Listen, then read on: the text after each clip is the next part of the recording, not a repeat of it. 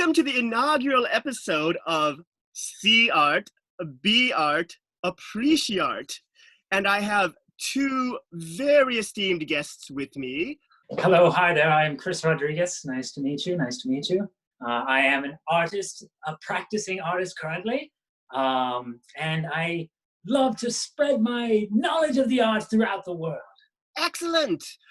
Our next guest, please do introduce yourself. Yeah, well, I am Jim Robinson, and I think I'm eminently qualified for this because I have been on a Joseph Campbell's hero's journey my entire life. So far, it hasn't led me anywhere, but I keep thinking that if I keep pursuing this same path, that I will find my passion, live it out, and then have sort of a mythological ending. My goodness. Chris, you must be feeling somewhat inadequate at this point. Quite, yes, quite. Well, I'd like to emphasize though that I'm just, all who wander are not lost. And Chris, I'd be happy to join you on your path too. Thanks. It's really nice. Well, I hold no actual degrees of higher learning. However, our own Minneapolis Institute of the Arts, or MIA as they now like to be known, has a wonderful website that I am accessing for this program, in which improviser guests will see and explore a work of art that tells a story. They will then be the art by performing unscripted improv the artwork inspires them to portray. I'd love that. Finally, they will appreciate the art through edification and discussion with me, your host. Without any further ado, let us see the art. Oh. Ooh, gorgeous. Yes, that's... So what do you see? What do you see? And like so many aspects of this painting, like the man playing the instrument, the woman kneeling under grass archways. These are things that we do in our common day lives all the time. It's past and present in every regard. Beautiful. I'd like to point out too, of course, that we have a lot of spectators and really, as far as I can tell, only two participants. And I think that speaks a lot to one of the things that people find so challenging around art is that they're being invited to be a witness rather than to be a participant. And so I find myself really empathizing with the people who are toward the back that are lingering toward the trees. One woman has her arm out as if to say, "What about me?" And all I can say, "I don't know, because I can't see you very well." And the real subtle thing that I think most people miss about this beautiful painting is the fact that everybody's wearing a bride's gown in this situation. Always the bridesmaid, never the bride. The woman who is in the center of the painting, her gown is transparent, and I think that says that all of us, all the time, are wearing masks or costumes that really don't hide who we really are. That we can't help but reveal ourselves through art or through the experience of art. It's a projective test, if you will. On a similar note, I'd like to point out the very small briar bush on the bottom right hand there. You'll see just a symbolism for pokiness. And how that can just ever so slightly intrude upon our daily lives when we're doing things like mass meetings in an open field.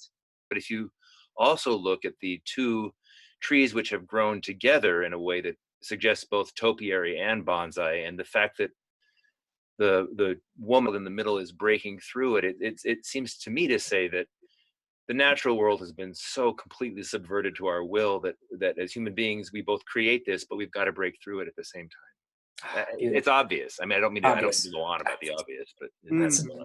Well, I'm afraid your time is up, and because you are now going to be the art. 3, 2, 1. Ah, what a beautiful day in this completely peaceful, tranquil prairie. Tranquil for you. I've been trying to break through this bush since 10 in the morning, and the woman next to me's no help. For heaven's sake. It's like you don't even appreciate my liar's work. I've been standing here all day serenading not only you, but the several other brides running around, and it's like you don't even notice me. It's like you don't even notice me. Please, you know that I've been in love with you since I was but a girl, and now you're playing for everybody. I had to go through this bush. I had to just cram myself through it. I got scratched. And there you are, playing for everybody. Why am I not special? That's the thing. You're all special to me in your Oh. own unique, sort of the same kind of way. That's why I play for you all. Why can't you see that? Because music is about hearing, and what I hear are the heartstrings deep within my own bodice being plucked by you. And you're playing for everybody. If a person can't be special, then why go on? I think that's what most myths seem to say. If you're not special, then they're not going to write about you. And I want to be written about, and I want to be painted about. You're so right. I feel like I've been looking at this world as if everybody's the same. Could you then maybe put down your lyre and get me out of this bush? Oh, now I feel like we're asking something a little big of me. This lyre is kind of absolutely everything that that matters to me in every way. Well, but isn't this about letting go of the past and stepping into the future? If you put down the lyre and help me out, perhaps I could find a lute or a pan flute, and I could join you and we could become a traveling duo until we both are turned into some kind of tree or something for something that angered the gods. But in the meantime, we could have a good time. Right, I've been looking at the world all wrong. It's not me against the masses. It's me and you together. Wow. Against this empty field. Yeah. Darn this lyre. Here. Come with me, Lyra. Come with me. Oh. Bravo!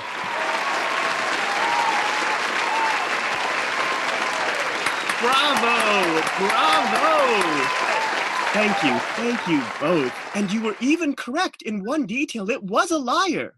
Oh, yes. Is a lyre a small harp? It is a small harp. And in fact, I wasn't sure if it was pronounced lyre or lyre, but our old friend the internet informed me it was lyre. And so the lyre that you identify there is correct, and everything else you did was wrong. This is in fact a painting of the well-known Greek myth of Orpheus and Eurydice. Orpheus was a talented musician who was the son of Apollo, who is, among other things, the god of poetry, and Calliope, the muse of poetry, and he was considered the greatest musician in all the land. And side note, muse is the root for the word museum, which is quite apropos for the work that we are doing. Now, Orpheus is here wooing the wood nymph Eurydice with his beautiful music because he played so well that everyone loved him, and they were married. Tragedy strikes, however.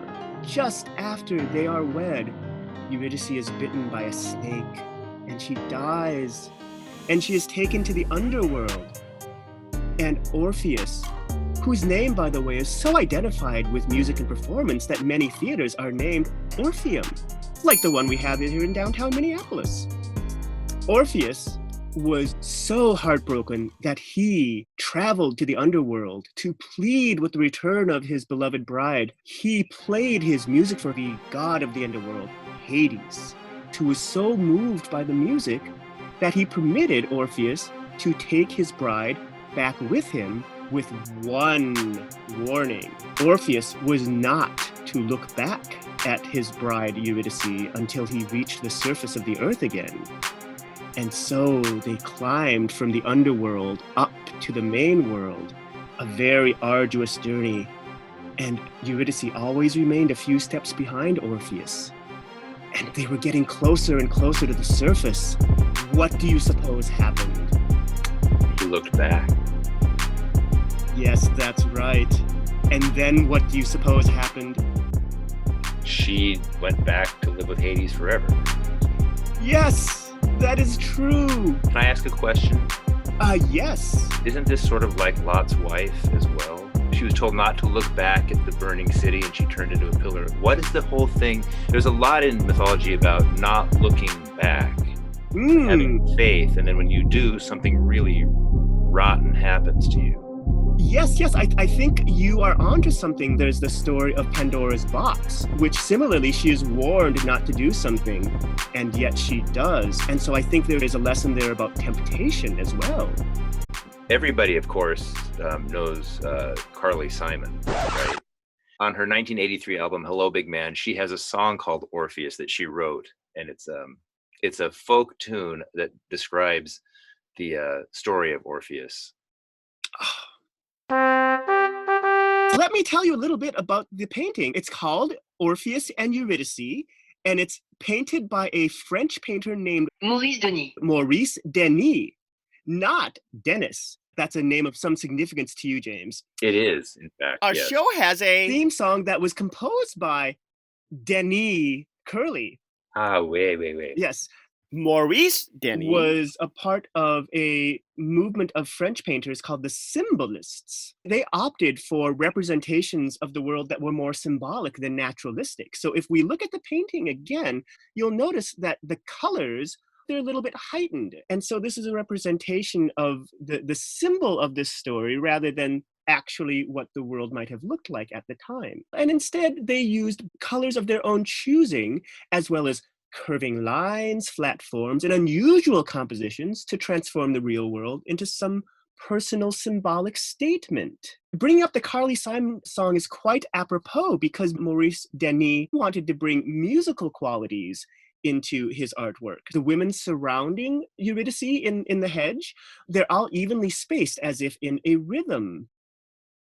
Well, I did like what Chris pointed out, that in the lower right, there's that other bush. It symbolized thorniness in the real world. So it could mean that also that, somebody is really trying hard to be seen and has to work really hard. And then you would have to ask yourself, well, is it worth it? I mean, if you have to work this hard to get someone's attention, wouldn't it be better just to, go out with somebody else?